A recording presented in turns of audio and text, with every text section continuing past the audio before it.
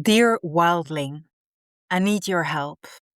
We create the Wild podcast with great care and a lot of love. I consciously choose to keep these conversations free and accessible to everyone. But only with your support can the Wild podcast continue to exist. With your donation, even if it's just €2 for every episode you listen to, you help to make it possible to keep this work going. Together, we can continue to build open, honest, and inspiring conversations. You'll find more information in the show notes or on the website. From the bottom of my heart, thank you ever so much.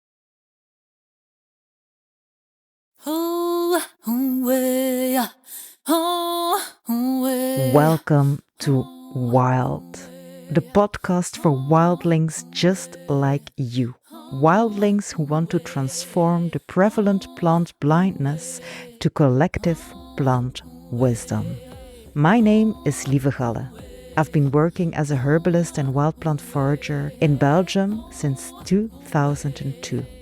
In those years, I've seen a lot of changes. Working with plants has become more popular, but I've also seen time is running out for our planet.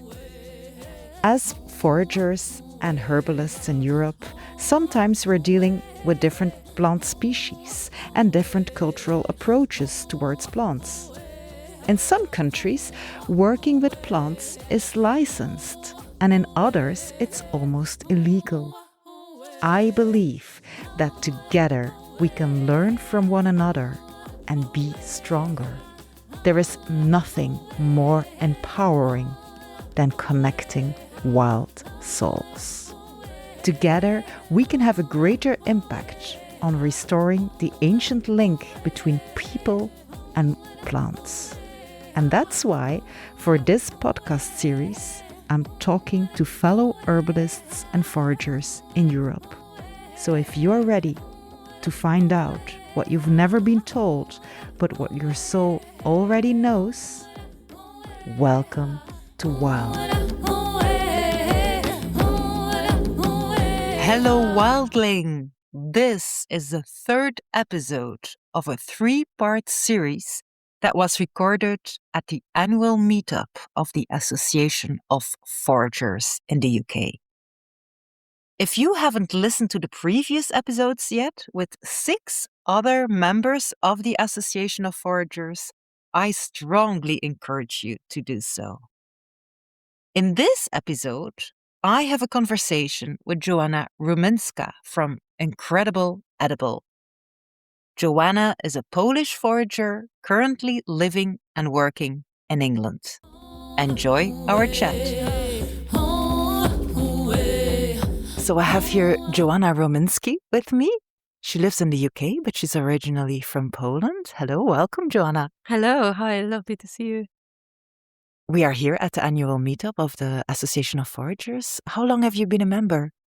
I've been a member, I think 5-6 years maybe, but that's my third annual meetup with our community. All right. And you've been a member for some years. Why do you think it's important to have this community as foragers? I think it's really important to have opportunity to catch up with people who do similar things, because the things we teach, we practice in our everyday life is very niche, and there is at least in my area, there is not that many people that we can talk about things, bounce back the idea. So it's really like a highlight of the year to see everyone. And it just feels good. It feels relaxed, and it's just lovely. It feels a bit like Christmas, right? Yeah. Even better. I find Christmas quite stressful. This is far away from being stressful, so quite an opposite. So yes, I would say it's even better. Lovely. So what is remarkable to me is that there are quite some people with a Polish background in this group. And Yes, I know foraging is still, as far as I know at least, I've never been to Poland, is still much more alive in Poland, right? Can you tell a little bit more about, yes, how mainstream foraging still is in Poland? It is present. People do that, but nobody ever calls it foraging. It's just like the way of spending, I don't know, free time or afternoons or weekends with family. That's how it started for me. So as I said, like nobody calls it. It doesn't really have a name. Like I will have actually talk. I will have a chat with Łukasz later. He's a member and he's from Poland as well. If there is like a proper name for that. But yes, for me, it started in a like very natural way. It was like, let's go and check if there is any chanterelles or bolids in our spots. It's just like really good way of reconnecting with land. And in Poland, people still do that in a natural way. But I think in big cities and more like urban areas, like the connections has been lost as well. So it's not like it's only in bigger European capitals or things. I think it happened. Unfortunately, it happens across the world now. But luckily, there's more and more people seeking that connection back. So that's a good thing. Yes, I think people experience like this emptiness in their life. They don't often realize what they are missing, but once they get into reconnecting with the land and learning about foraging, they feel, oh, yes, this is it, what I was missing all the time. Yeah. Yes, I totally agree with that. So I think the last decades we had that gasp of a big modern world and the big cities. And now people are reflecting back that it's actually not the place where we all come from. We all come from nature. We cannot deny it. Everyone at some point of their life, they start missing the roots, like the pathway, path back to the roots. And I think everyone is like going to seek for more ways to reconnect with the land and nature around us. I think it's very interesting that you just told me that there is, as far as you remember, that there's not really a word for foraging in Polish, that you don't call it foraging because it's just something that everyone does. Because I've been speaking with some people from Bulgaria for the podcast, and they told me the same, like foraging is not like a word. And I thought that is like, if you're in a country where everybody bakes their own bread, you don't have a word for a bakery. And yeah, I love that because it means that it's so ingrained in what people do from day to day. And I'm wondering, so it is passed on from generation to generation? So you learn foraging from your parents or your grandparents, or how does that exactly work? So I can explain it on examples of mushrooms. So there is a name for going for mushroom hunting, grzybobranie. It's called grzybobranie, and it's like the kids, they usually get like a sneaky day of school to go for mushroom picking, because with your families we have to go midweek, because obviously like everyone else will go the weekend. So if you go midweek, you're the first one there. And you get up in the early, like silly early hours to be the first in the woods to get the best spots. And yes, usually parents take the kids out of school for a day. We go. So it's like a tradition, and people learn how to pick the mushrooms from parents, grandparents. So that's how I've learned that. They're not very experimental about that. So families, they usually have got their favorites, and they know what they're going for. They go exactly to get this species or the other. They will go drive to get to the best spot. So it's not really like very local. Obviously, like they have the local spaces around them, but if it's like a big day out, they will drive even like 2-3 hours. I remember my parents did that. Like we had to go and drive a little bit to get to the better spots. And so when it comes to the legal framework, is like foraging for plants or for mushrooms, is it allowed everywhere or are there certain restrictions? So generally in public woodlands, people do that, and there is a right, like it's okay to go and pick mushrooms. Obviously, we have to remember to be sustainable and not to destroy the habitat, look after the nature. You can't do that in national parks, obviously, like when you enter and it's like a protected area, so they ask people to refrain from picking mushrooms, but generally like the public woodlands, it's fine. Oh, I love that. Because as a Belgian, yes, in our part of the country, it's completely forbidden to forage for mushrooms.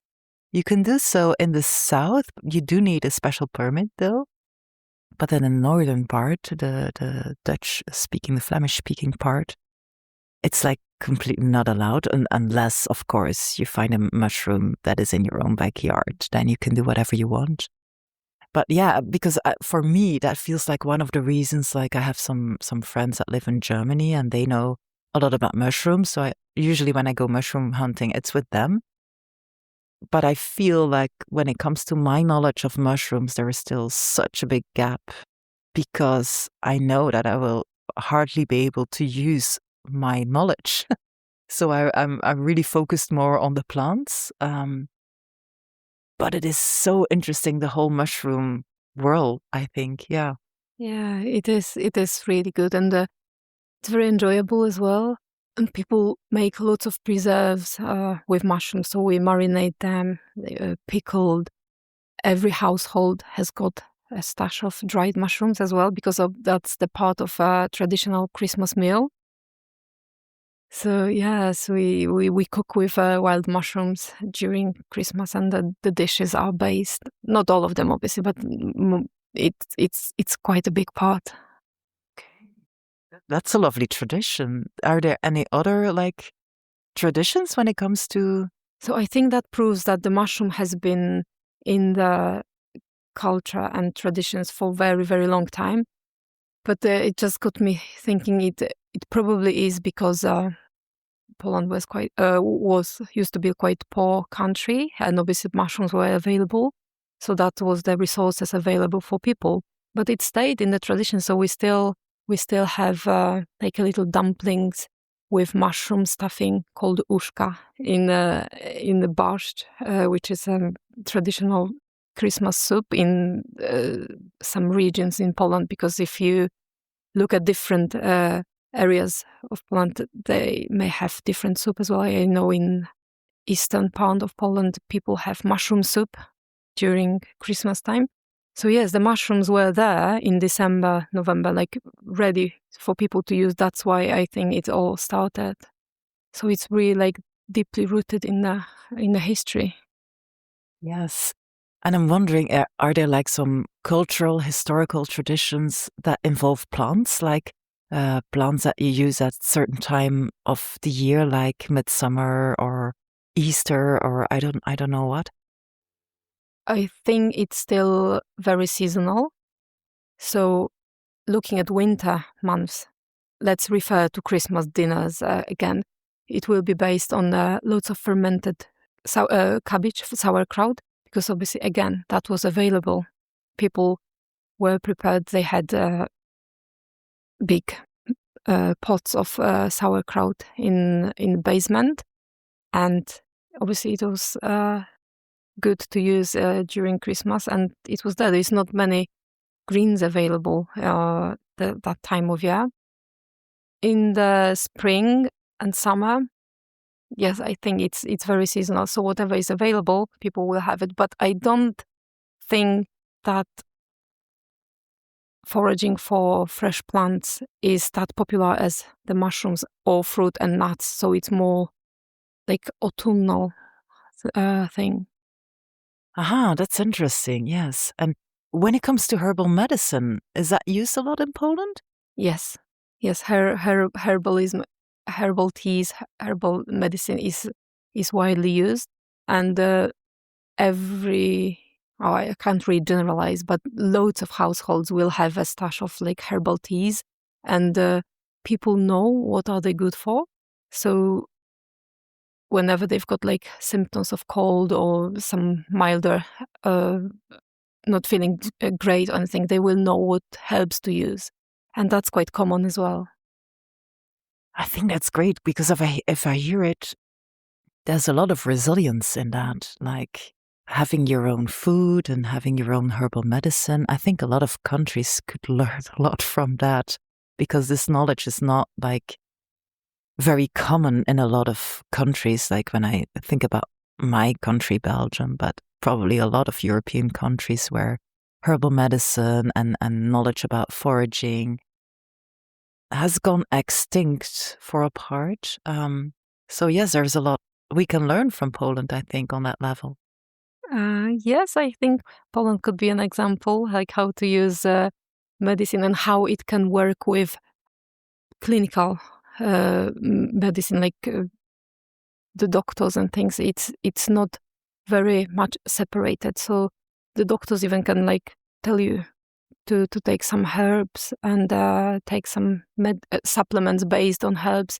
So I think it works closely together. Not all of them, obviously, like there might be some examples that will be completely different, but generally it works together, which is really nice.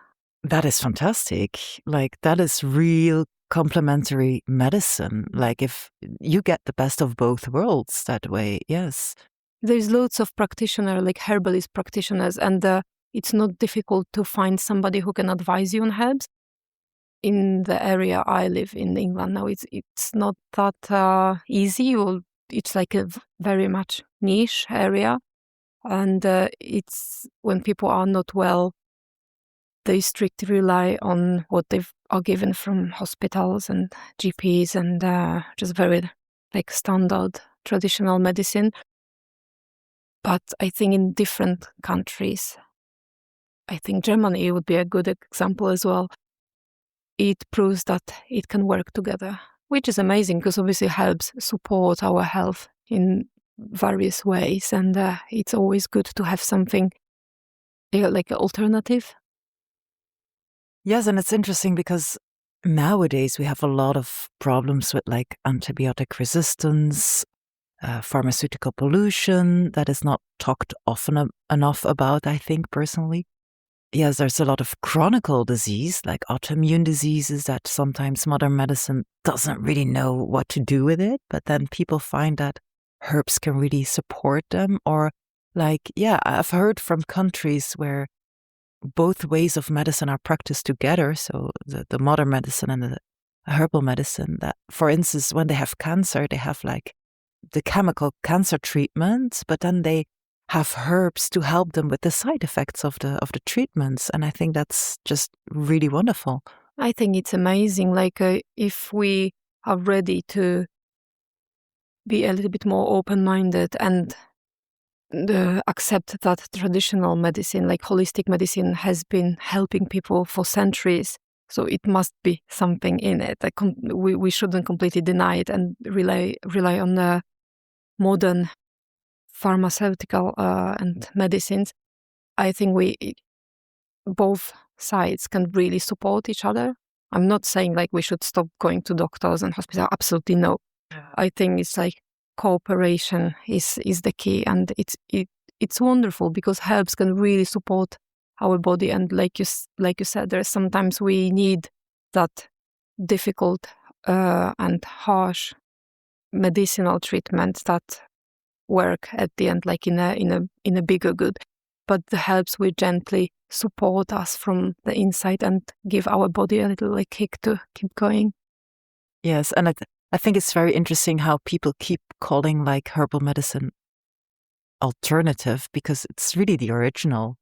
That's like what there was before we had modern medicine. So yeah, this is really interesting that this is already happening in Poland because I know the World Health Organization has this strategy at the moment about traditional medicine, and they really want to to be traditional medicine more recognized in Western countries, that there is more education, more scientific research, more accessibility. And they say, it's really hard in Europe because in some countries, the attitude towards herbal medicine is quite hostile. And when it comes to my country, Belgium, it's definitely that way. We have a very, very strong pharmaceutical industry also in Belgium, so that plays a role. And what I'm also wondering about how it is in Poland, because in Belgium we have a really long list of herbs that are forbidden to use. But like, okay, what you do in your own backyard, nobody really controls, but plants that you cannot serve if you have a restaurant, or like, let's say if you would like to make a herbal lemonade and sell that, you cannot include those ingredients. And there are quite a few plants on that list that are nowhere else in Europe on the lists of forbidden herbs, and that are really, I know these herbs are harmless, like ground ivy is one. So I'm interested, how is that in Poland? Is there like a list of herbs that you cannot use or that are prohibited? I don't think so. I'm not entirely sure if I'm right, but nothing comes to my head. I know sometimes when you read the leaflet, like when you're given a medicine, there is a leaflet in the box and you read through that, it says like to be careful mixing that with herbs. So they give you an advice and they know people can do that. So they just give you an advice, just check with your practitioner if you can use herbs while taking this particular medicine. But also I think that because I work quite a lot with medical students in England, and I take them, it started only like 3 years ago, but I take them on a placement. So they are students from year 1 and year 2. And when they have got a clinical placement, they started sending them out to like communities to see the alternatives as well, and give them the option like to see what is available for patients. And I think that's amazing, because so many doctors, like so many practitioners, they're not aware about like what is going on. And when I take them on a foraging walk and I explain what I do, and I treat nature as a way to maybe start before, when people feeling down, when their mental well-being is not in the greatest moment. Sometimes social prescribing can refer them to try something different before they start prescribing antidepressants and things. And I had amazing feedbacks from people. It really works. So I take the students, explain them everything. I tell them obviously like the foraging basics, and they are so surprised. They have no idea that some plants can be medicine as well. So it is amazing opportunity for them and for me as well, like to share it. I think that's great.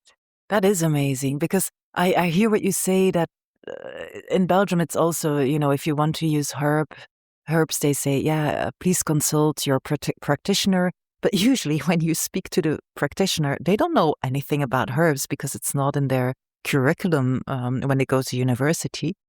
So yes, and I see a lot of people in the medical field now seeing the limitations of modern medicine, and looking into herbal medicine and also mushroom medicine. And I think it's so hopeful that this is happening.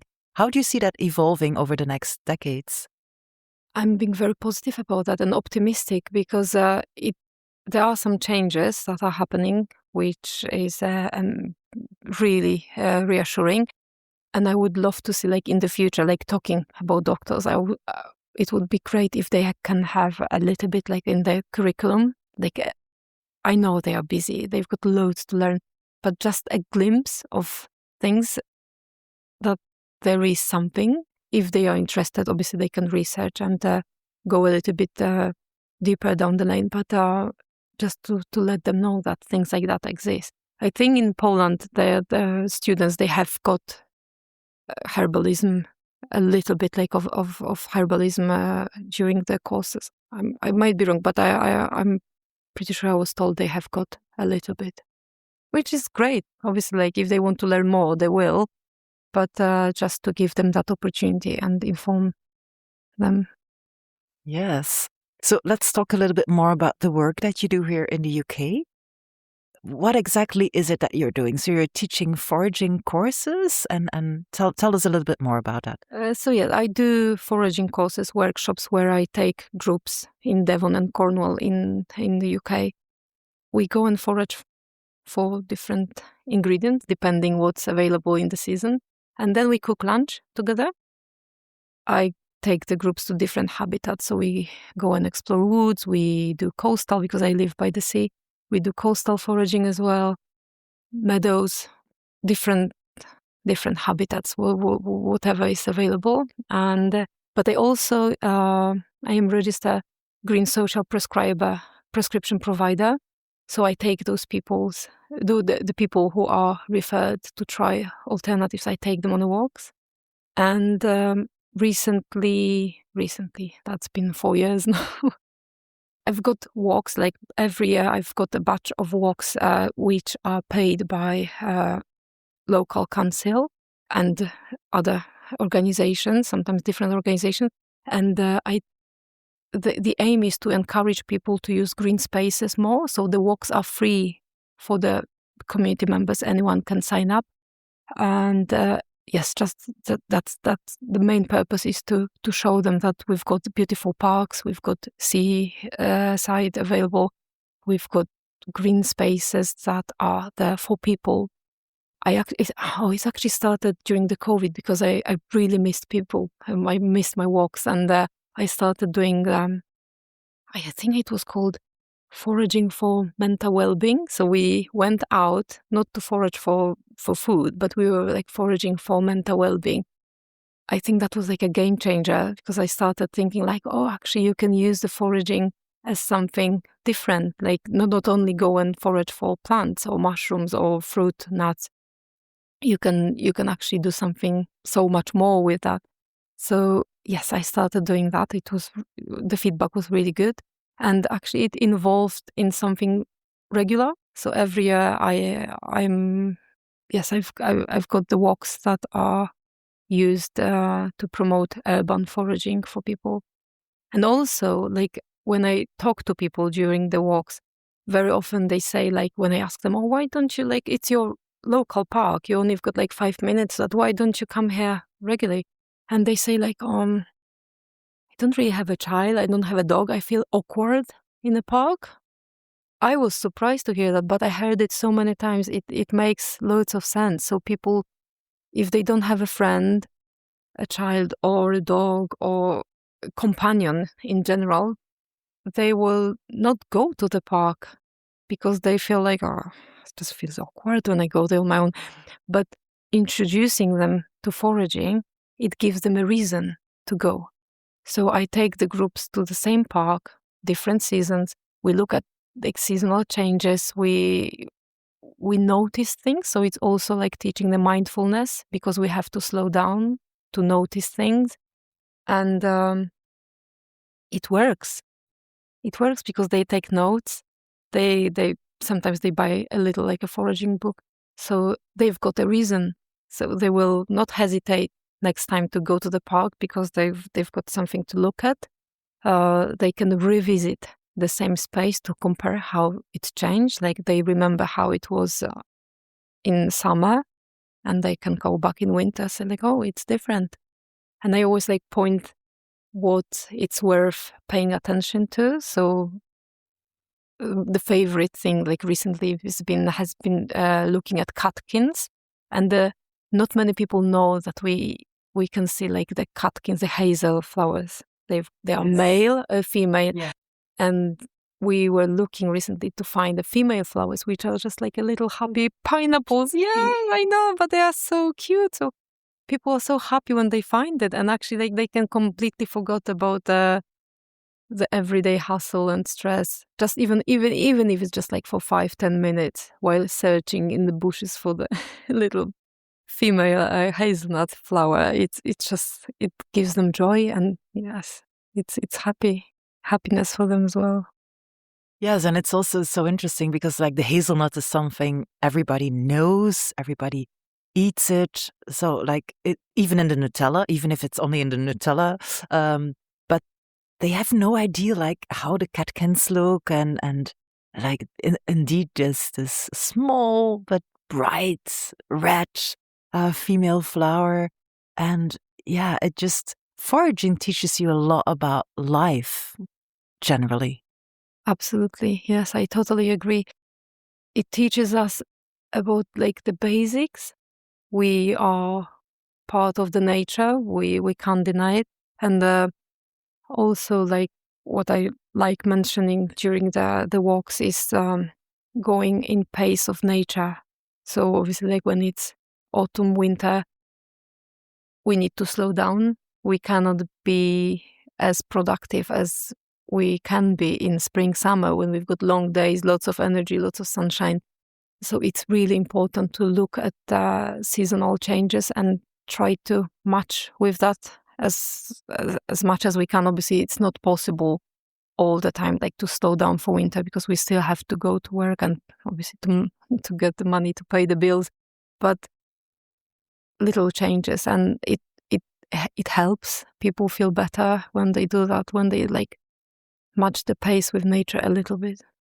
Yes, and also one thing that I notice with my students is that they start to care a lot more about the environment, that they feel that if there is like pollution, they are much more angry about it, or that they notice like climate change. As a forager, it's really hard not to see it. Like you just mentioned the hazelnuts.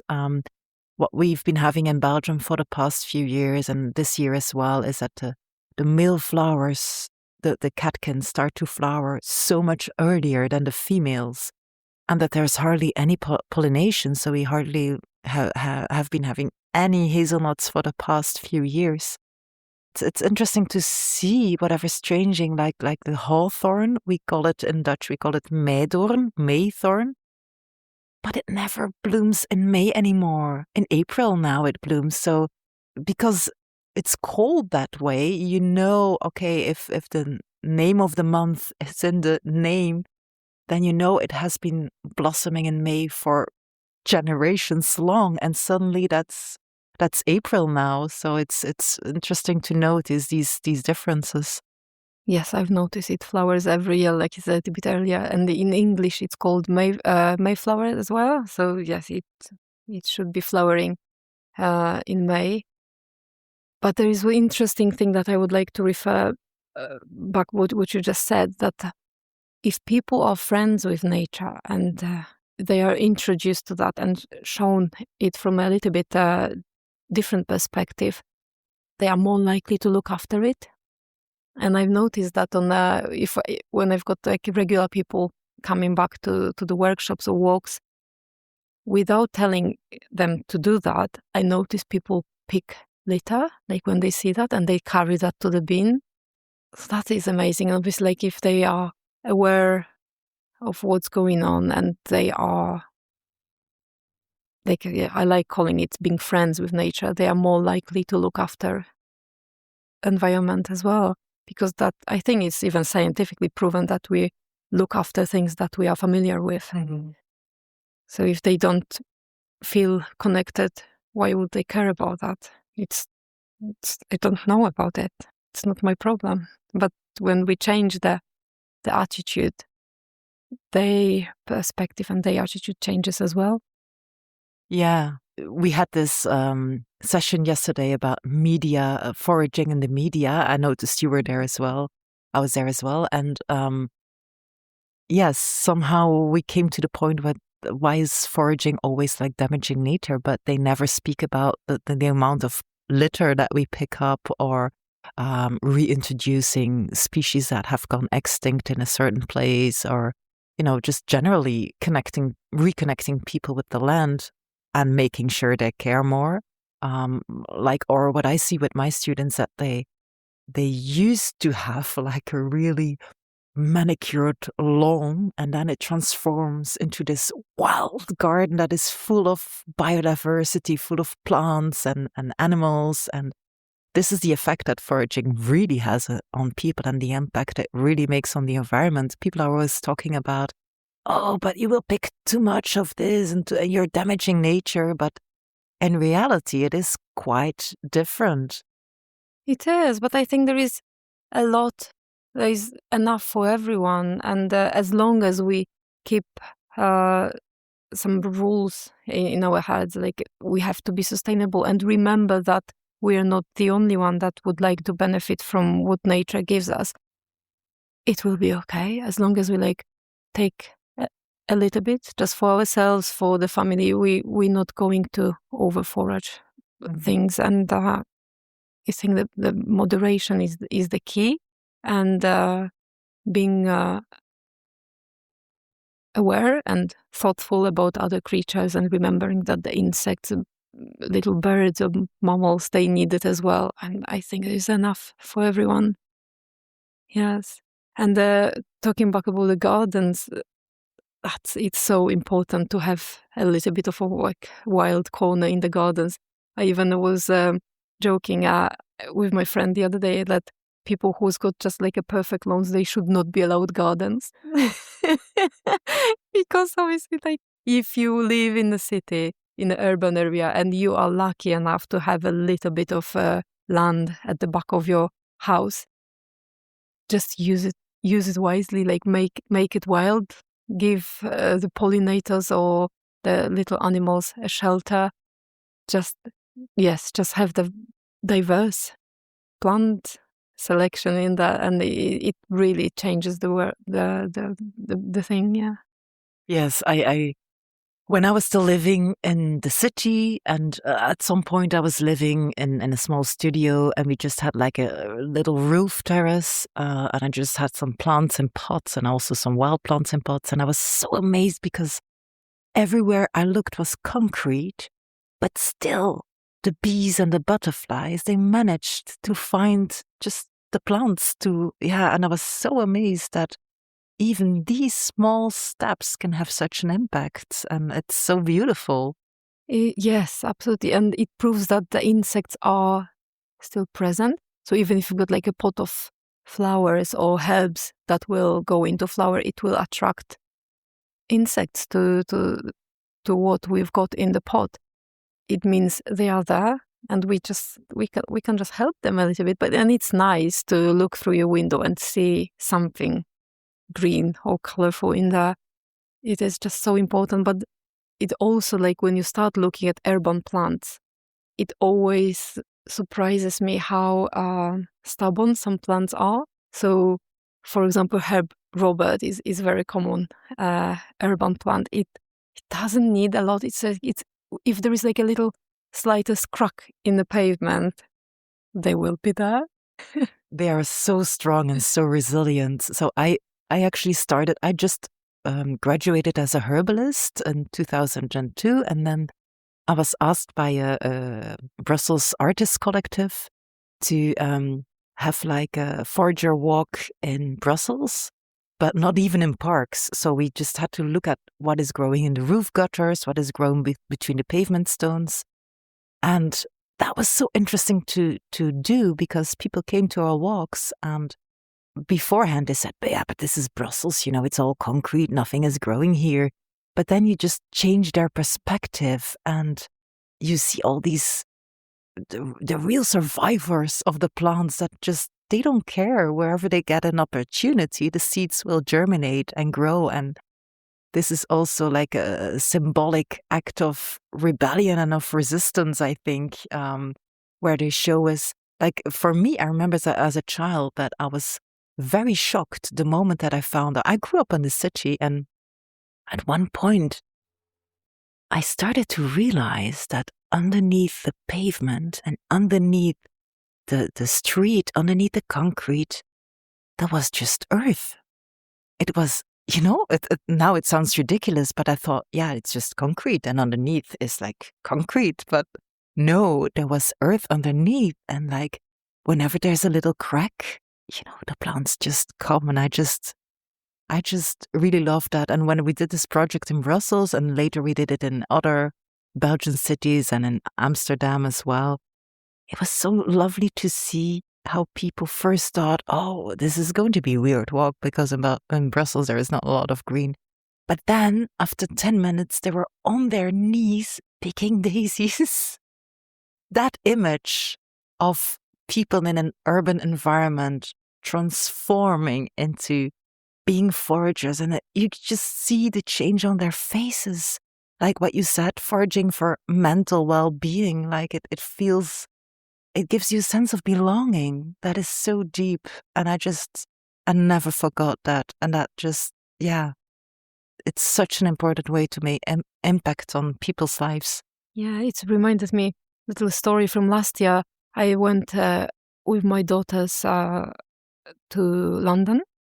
We were walking. My girls, they are really like nature orientated as well. So they always see that everywhere. But again, they grew up with that, so they've always been with me going on little adventures. But what I'm trying to say, like we were walking in London. It was one of the busiest streets, and we stopped and we looked at the trees. So my younger daughter, she said like, look at the trees, like how they're growing. They are like, they've got a little cut space in the pavement. It's like meter by meter, maybe like really small. And look at them, they are so magnificent, so big. How is it happening? Because obviously they are like surrounded like everywhere. It was the concrete. So we started like imagining, like obviously like going down with the eyes of our imagination, like how the roots are spread. So yes, the life is underneath. There's like so much earth, the worms and everything. It's probably like mycelium and everything. It's there, and like it proves like how resilient the nature can be, because the tree was like lots of trees. They were just like, they looked like they would be put in there, but obviously like they were alive and growing. But it just makes it like when you start thinking about that, like how they get water, how they get nutrients, how is it all happening?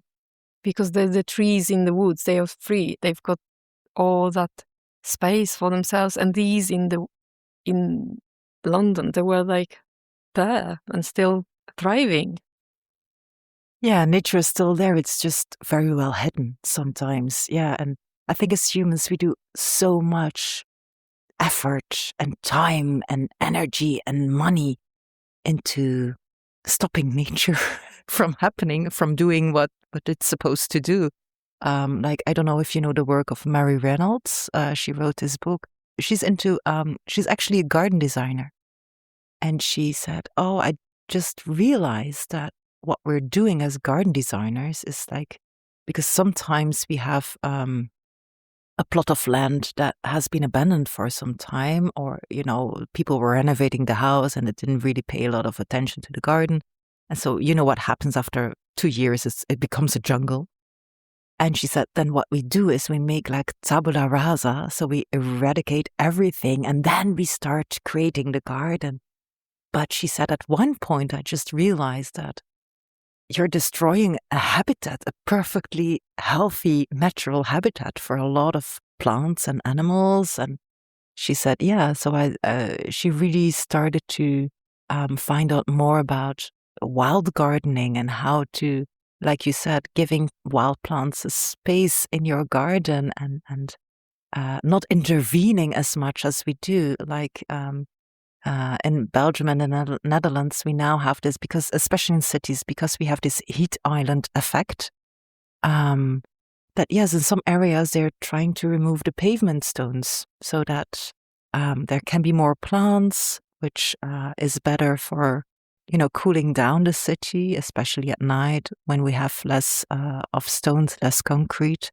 And yeah, I can see there are some changes there. And for me, it's also really interesting to see how sometimes what I see happening in the countryside, or like people that are living in an area with a lot of forests, and then they have this manicured lawn because they really want a lawn. But people in the city generally are more open to rewilding their garden because they really crave this wild nature, because everything is already so unnatural in their environment. So I think that's a really interesting dynamics going on there. Yes, I can see that. Yes, people living in the countryside, they want to have a little bit of like tamed nature in the garden. That's why they would go for like a manicured alone. But on the other hand, people living in the city, they crave a little bit of wilderness. Because as I mentioned before, we all come from nature. We can't deny it. We've been living out in nature longer than we've been in the cities. Cities that's something recent, like in terms of like history. So we cannot deny it. We need it. It's part of us, and people feel better having that contact available for them.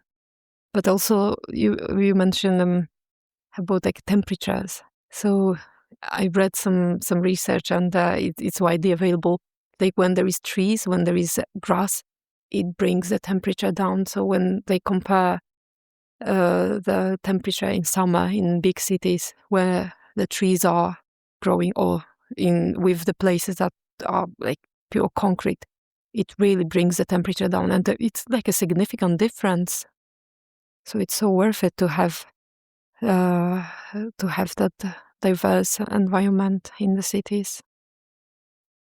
One thing I'm wondering is when you go back to Poland, I don't know if you go back from time to time, and you tell the people that you know in Poland, you tell them about what you're doing as a forager in the UK. How do they react to that? So 10 years ago, when I started teaching foraging in England, I have never done it in Poland. People were like, "Oh, who's going to want to learn about weeds? It's crazy idea. Stick to your normal job." But I had the plan in my head, and I stick to that, and obviously, yes, it was a good choice. But in Poland, I think I would struggle because people know more, and it would be more difficult. But again, looking at what other members are doing in Poland, it is happening. So I think it will be interesting as well. But people are more aware of everything in Poland. And it would be more difficult to get people on the courses like, oh, let's go and learn about nettles and dandelions, because like, why? We all know that. It would have to be more advanced, I would say. Yes. Yes, it's like what I see sometimes, like especially people in urban settings, they are like, oh, that's a dandelion. So it's like, the level is really very beginners sometimes, especially with people who don't grow up in the countryside and that just live in cities for their whole lives and spend most of their time in between four walls at an office. So then it's a different perspective. But I think it's different now as well, like to what was when I was younger, when I was a child, because now, unfortunately, kids are very often told not to touch anything because, don't touch it, it's poisonous. In general, I'm talking about like general, not only Poland or England. And then obviously they're going to be adults one day. So there is that barrier because they were always told not to touch things. And I've worked across schools in England as well. And very often the kids are scared of nature because they were always told that they will make their clothes dirty. Don't eat anything because it's poisonous. And that's really sad. But I saw kids stomping whenever they notice, for example, nettles. They were trying to get rid of that because it's the bad one, because it's going to sting them. And that's something that obviously they were told by parents. That is sad. Yes. And I was when I was coming to the meetup here, because there was an invitation for the open mic night, I was thinking, oh, do I know a song about foraging? Do we have like a traditional Flemish or Dutch folk song about foraging? And I couldn't really think of one. And then I started to think about children's songs. And I just came to realize, you know what it is with children's songs? You learn them as a toddler and you just repeat the words, but after a while you don't really hear the words and their meaning anymore because it's just something you got used to. And I just realized, and for the Dutch and Flemish listeners, it's called Klein Klein Kleutertje. It's a song for toddlers. And the text goes like this. Hey, little toddler, what are you doing in my garden? You're picking all the flowers and you're making it looking too rough. Your mother will curse and scream at you, and your father will hit you. Please get out of here as soon as possible. That's the song that for generations, it's a very old children's song. Everybody knows it. It's one of the most common children's songs. And I was like, suddenly I was realizing what the words meant. And I thought, no, I'm not surprised that people have like this, for some people, it's really like an obstacle just to, even though I see this even with my students, they know that they can identify a plant, they know how to use it, but still there's this obstacle just to pick it and trust their own knowledge and use it. And I thought, yeah, it's been discouraged almost since birth. Like don't put that in your mouth. It's toxic. Don't touch it. Don't especially don't touch it, because there are so few mushrooms and plants that are really toxic just by touching them. There are a few, but it's very, very rare. And I remember that I was picking with a herbalist friends. We were picking sea buckthorn berries, so the bright orange ones. And an older man came to us and he said, "What are you doing? You cannot do that. All orange berries are toxic. Didn't you know? All orange berries are toxic." We were like, well, we've been picking and using these berries for quite some times now, and they're really exceptionally, rich in flavor. And I mean, it's my favorite berry. But he was so convinced that all orange berries were toxic. And I thought that is what teachers and parents teach their children, because they don't know themselves. And I think safety, when it comes to foraging, you can only make it safer by spreading the knowledge more, and so that people know what is actually toxic and what is not toxic and what is maybe a little bit toxic, but you can just, eat it in a certain way or forage it in a certain time of year. Yeah, because generally people think that it's a lot more dangerous than it really is. Yes, that's true again. And it just reminded me one thing. Again, it's connected with education and educating kids in schools. They are told like, oh, it's toxic, don't touch, it make your clothes dirty, don't play in mud and things like that. But also, it would be really good to have like short sessions for primary school children about, right, there are some toxic plants, most of them are fine, you can play with that. But there is what always like gets me thinking, because when kids are little, they play, for example, cooking things, so they grab things around, they pretend they cooking dinner. In England, like in Plymouth where I live, there is so much poisonous hemlock water dropwort growing in parks by the pathways, and obviously I think that's the most dangerous plant that grows wild in the UK. And it's just like so scary. Like it looks like a celery leaf, so the kids can pick it. So I think the basics like that, they should be introduced. Okay, this one is really like, stay away from that, and don't be scared of nettles. I know they can sting you, but it's actually not bad for you to be stung by a stinging nettle. You can make tea out of stinging nettles, but there are some that we should keep away. And yes, the theory about red berries or orange berries, all berries are don't touch, because they are all poisonous. And I've got another story to share as well. So I also have like a community allotment in Plymouth where I teach people how to grow vegetables, herbs. And I had a lady last year, not a child, that's a lady in her 20s. And we had a flash of strawberries, beautiful, tasty, juicy, sun-bathed strawberries, so the best you can get. And I was obviously like encouraging everyone, oh, please pick your strawberries, take them home, take them to share with your family.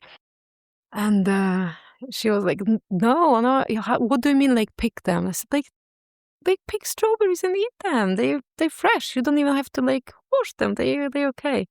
She was like, no, it doesn't sound right. And she said, like, oh, Joanna, you know what? If you pick them for me, put them in the punnet and charge me £5 for that, I'll have them. Oh dear. Yeah. Yes, that's something that gives us the reason to think. So that's exactly what and she was not even joking. She's like, yeah, put it in a plastic punnet and then I'll have them. Because it looks more familiar. Yes, that's the thing. That is exactly the thing what's going on. It's about familiarity. So, I always tell people, like, if you go to the grocery store and, I mean, you know the difference between a tomato and a red bell pepper, even though it's both in the nightshade family and they have the same color and roughly the same size. But you know them because you grew up with them. You ate them many times, you've cooked with them many times. And we don't do that with mushrooms and wild plants anymore. So, because we don't learn it, and it's so interesting to reach that level of confidence when you're a forager, and it is so liberating. I find it really liberating. Yeah. Yes. Of course it is. It gives you reassurance. Again, I will refer to my own kids. As I said, I've got two girls. One is 14, 16.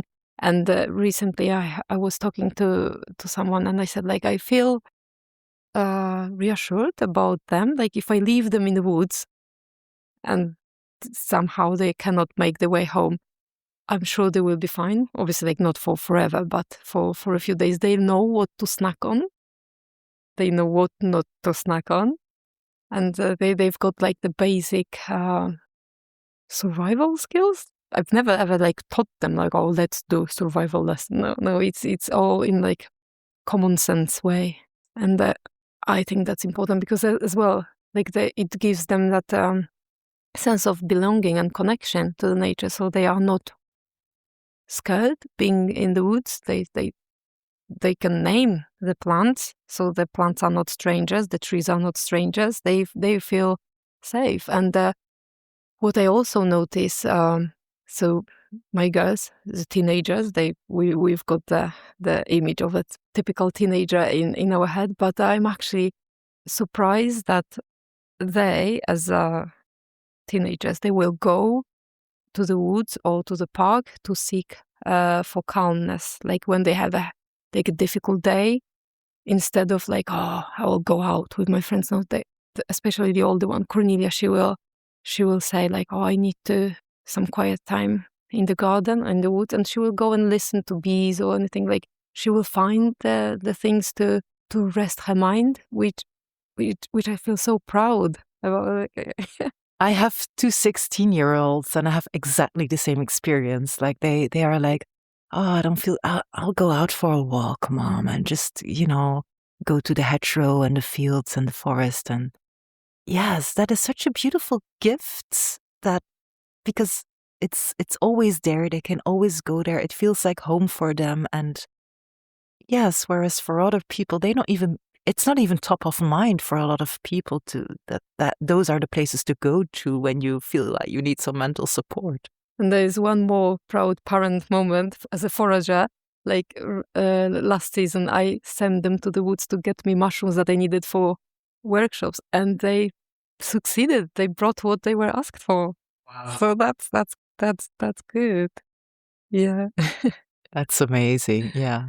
I love how for them it feels very weird if people don't know anything about plants or about, and they're like, how can you not know this? It's like a basic knowledge. So yeah, it's interesting to see how that evolves over time. I remember, like, once we were there was a garden party in our garden, and my niece was there, and I think she was at that point, I don't know, maybe 5 or 6 years old. I'm not sure. And she had fallen into a patch of nettles, and she came, oh, I'm so happy that there's a lot of ground ivy here that I can just rub on it. And there was a friend of ours, and he was like, what? what plant is she talking about? Like, she was just tiny, but she's always been interested in plants and we always went on vacation together. And so I showed her some of the plants, and her mother really likes plants as well. So for her, it was just natural, like, hey, there's this leaf that I can rub on it and the sting will go away. And this friend was like, ground ivy is not even a plant that I've ever heard of. So yeah, it's interesting to see how much a difference. But I'm really a fan of your work and what you are doing. So yes, I wish you all the best with everything you're doing. Is there like a last message that you would like to share with the listener? I would like people to know that nature will always be there for us, and it also like helps knowing that it helps us with our problems. Like, I'm not saying that it will solve all everything, but it's something like life can be unstable. We can have ups and downs, but knowing that we can always go and rest with nature, there will be always trees that will welcome us in the woods. It's something very reassuring that I would like people to remember that you can always go and sit down and think about things and look at the things from different perspective. Know that the nature's there, has always been, and will be for us. It's just like the home feeling. Yes, beautiful. Nature carries us all. That's really, yeah, wow. I love that. Thank you so much, Joanna. Thank you so, so much. And lots of luck and good luck and success with everything you're doing. It's been a pleasure. Thank you so much for having me. A warm thank you for listening, Wildie. Are you feeling a wild itch after this episode? Well, just head over to wildplantforager.com and feel free to connect with me on social media. I'm looking forward to the next episode. I hope you'll be there. But for now, just go outside and follow your wild heart.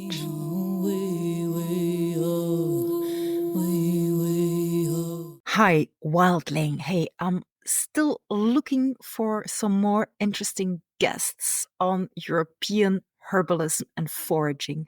So if you know anybody that would want to be a guest in my podcast series, please feel free to reach out and contact me through social media, Wild Plant Forager, or through my website, wildplantforager.com. Thank you so much.